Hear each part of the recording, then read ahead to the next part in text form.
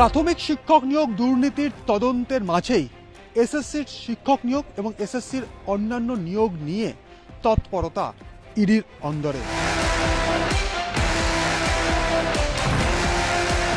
এসএসসির নিয়োগ সংক্রান্ত যে দুর্নীতি হয়েছে তাতে 4টি এফআইআর করে গত 1.5 বছর ধরে তদন্ত করছে সিবিআই।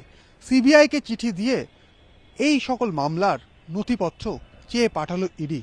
সূত্রের দাবি ইতিমধ্যেই অধিকাংশ নথি পাঠিয়ে দেওয়া হয়েছে ইডির দপ্তরে।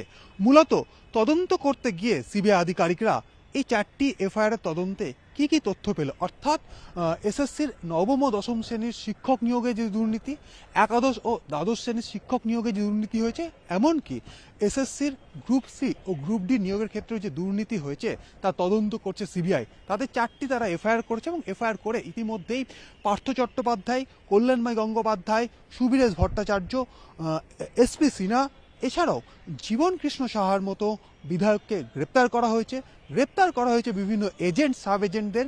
তাদের সম্পর্কে কি কি তথ্য পেয়েছে সিবিআই, এমনকি যেহেতু বারবার অভিযোগ উঠেছে অযোগ্য চাকরি প্রার্থীদের চাকরি পাইয়ে দিতে কোটি কোটি টাকার আর্থিক লেনদেন হয়েছে, সেই সমস্ত টাকা কাদের কাছে গিয়েছে বা সেই সমস্ত টাকা দিয়ে কোথায় সম্পত্তি কেনা হয়েছে, তদন্ত করতে গিয়ে এই সংক্রান্ত বিষয়ে কি কি তথ্য সিবিআই পেয়েছে সেই সংক্রান্ত তথ্যই কিন্তু জানতে চাওয়া হয়েছে ইডির তরফে।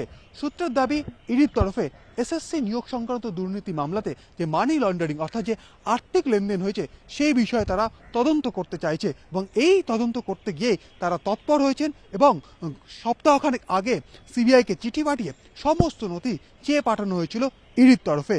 সূত্রের দাবি, ইতিমধ্যেই সিবিআই তরফে অধিকাংশ নথি কিন্তু পাঠিয়ে দেওয়া হয়েছে ইডির দপ্তরে। সেই সমস্ত নথি খতিয়ে দেখেই আর্থিক লেনদেন অর্থাৎ চাকরি পাইয়ে দেওয়ার ক্ষেত্রে যে আর্থিক লেনদেনের অভিযোগ উঠেছে সেক্ষেত্রে কোথায় কত আর্থিক লেনদেন হয়েছে বা কার কার মধ্যে আর্থিক লেনদেন হয়েছে বা নিয়োগকারীদের কারা এই অর্থ থেকে লাভবান হয়েছেন সেই বিষয়টি তদন্ত করে দেখতে চাইছে ইডি আধিকারিকরা।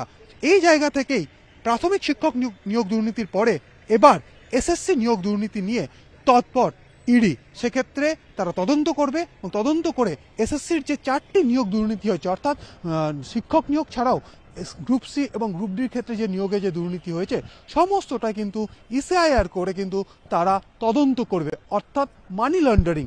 প্রাথমিক শিক্ষক নিয়োগের ক্ষেত্রে তারা যেভাবে মানি লন্ডারিংয়ের হদিশ তারা পেয়েছেন বা পাওয়ার চেষ্টা করছেন, একইভাবে এসএসসির শিক্ষক নিয়োগ এবং এসএসসির অন্যান্য নিয়োগ দুর্নীতিতে কোথায় কোথায় আর্থিক লেনদেন হয়েছে, কাদের কাদের মধ্যে টাকা গিয়েছে বা কারা লাভবান হয়েছেন বা কোথায় সম্পত্তি কেনা হয়েছে বা বিভিন্ন সেল কোম্পানি করা হয়েছিল কিনা সমস্তটাই তদন্ত করে দেখতে চাইছেন এনফোর্সমেন্ট ডিরেক্টরেটের কর্তারা। ক্যামেরায় অরবিন্দের সঙ্গে অমিত, নিউজ 18 বাংলা, কলকাতা।